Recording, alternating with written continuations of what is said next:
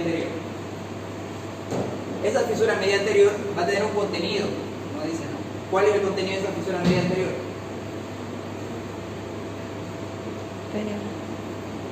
¿Cuál es? Es una rama de la arteria vertebral. ¿La arteria espinal? Exacto, ¿no? La arteria espinal anterior. La arteria espinal anterior pasa, y eso es pregunta de examen, la arteria espinal anterior pasa por esa fisura longitudinal anterior, que es una rama de la arteria vertebral.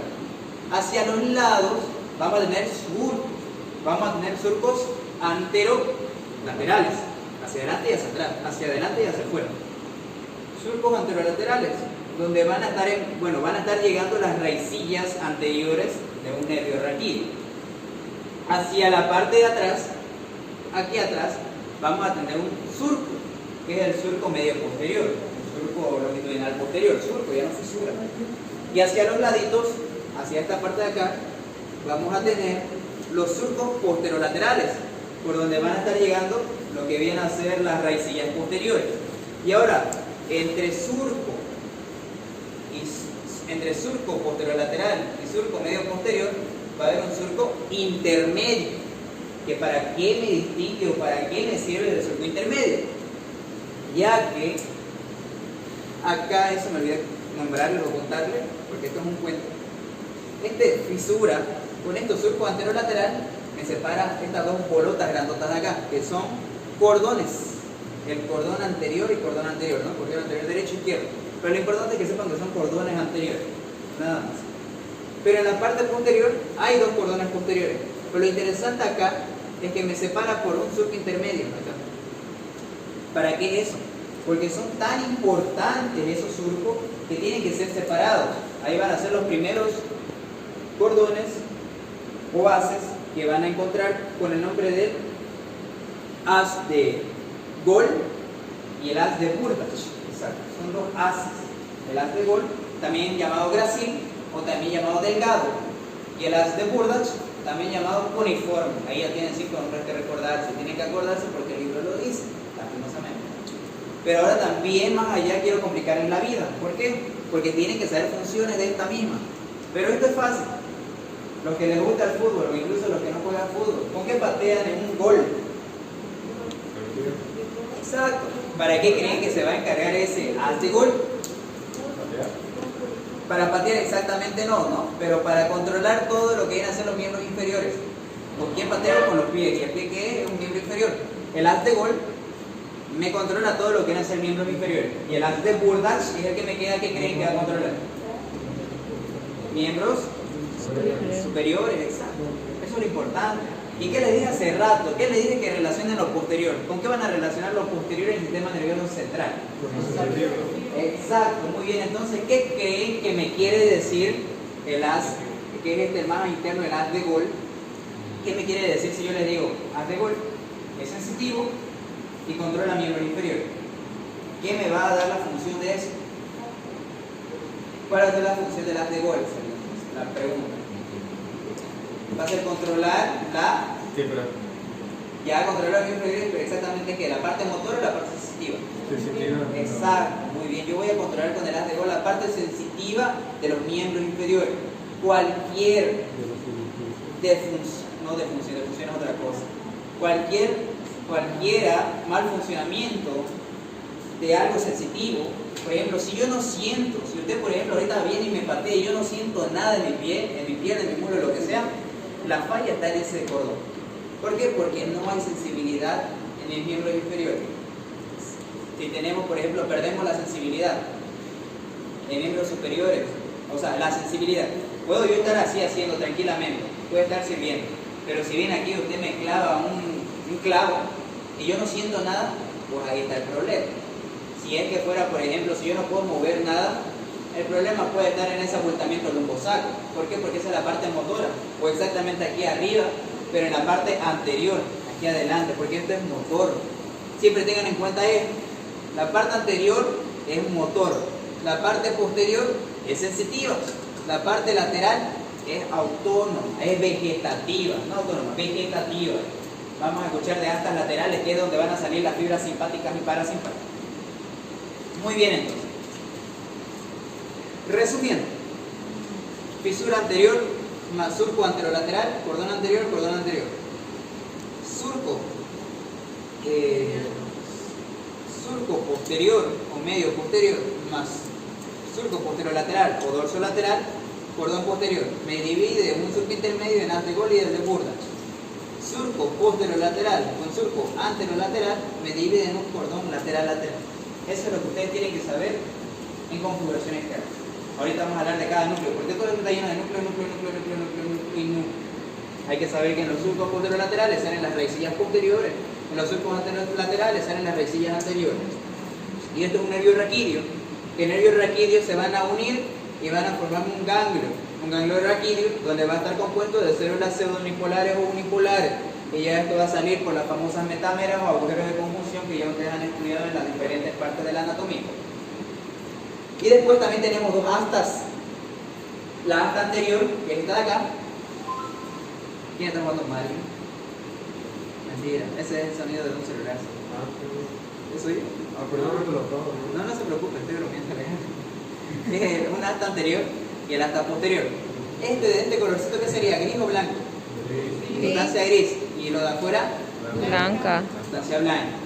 La sustancia gris va a dividirse en una parte anterior. Esto se lo conoce como asta anterior y aquí se lo conoce como asta posterior, con ese nombre, con asta o cuerno. Y a esta partecita del medio se lo conoce como comisura gris anterior y a esta parte se lo conoce como comisura gris posterior y a esta cosita del puntito se lo conoce como conducto ependimario. El asta anterior y el asta posterior, al igual que una persona, tiene cabeza, cuello y base, pero solo la asta posterior tiene cabeza, tiene cuellito acá y tiene una base, nada más. Y acá tiene cabeza y base, no tiene cuello el asta anterior. Y aquícito, aunque no se vea muy bien acá, si borráramos ese rojo, perdón, esta asta posterior, hacia el cordón posterior, aquí hay un segmentito que no es asta, que no es sustancia gris. No es sustancia gris. A eso se lo conoce como fascículo dorsolateral de Lissauer, o se lo conoce como zona marginal de Lissauer, se la conoce. Porque se la conoce marginal porque es una zona marginada que no está compuesta de sustancia gris. Por eso se lo conoce como zona marginal de Lissauer. ¿Qué más? Claro. Y hacia la parte de acá, no se nota mucho, pero va a tener así también abultaciones laterales, que son donde se llaman astas laterales. Y aquí tiene un nombrecito que es el surco que nace, que es septum posterior. Exacto, septum posterior, que es un puntito de aquí donde termina el surco. ¿Qué se llama? Septum medio posterior, septum posterior, septum medio. ¿Y hay en los dos lados? Solo hay del lado posterior, septum posterior. Porque acá no hay septum, ¿por qué? Porque es fisura, aquí está hueco. Está la arteria espinal y están envolturas de la vía madre, vestigios de la vía.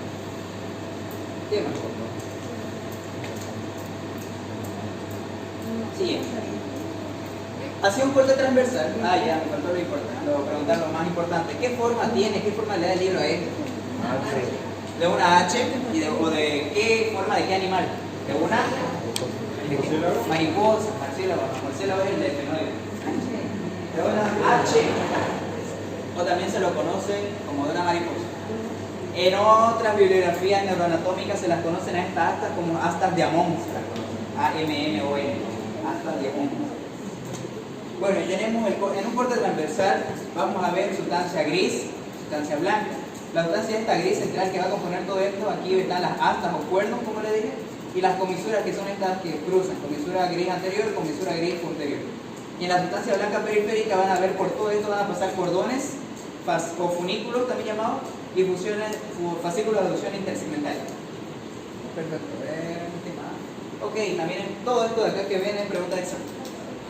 Las neuronas primeramente se dividen en radiculares y cordonales.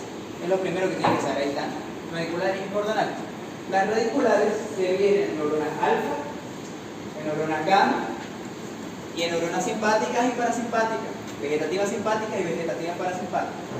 La diferencia de una alfa es que van a estar en fibras extrafusales, esto llama algo en contracciones, se encargan en contracciones y van a estar en fibras extrafusales, son las dos características principales.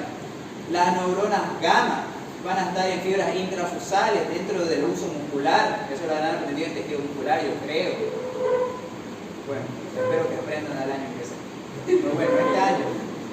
Y van a estar, aparte de que van a encargarse, si esta se encarga de contracción muscular, la otra se va a encargar de la tonicidad. No va a contener, sino simplemente va a tratar de quedarse con el tono muscular.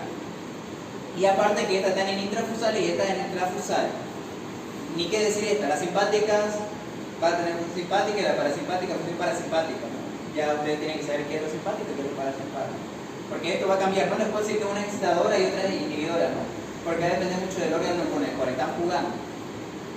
Esas son las radiculares y las cordonales. Las cordonales se dividen en neuronas tautómeras, heterómeras, hecatómeras y ganglionares.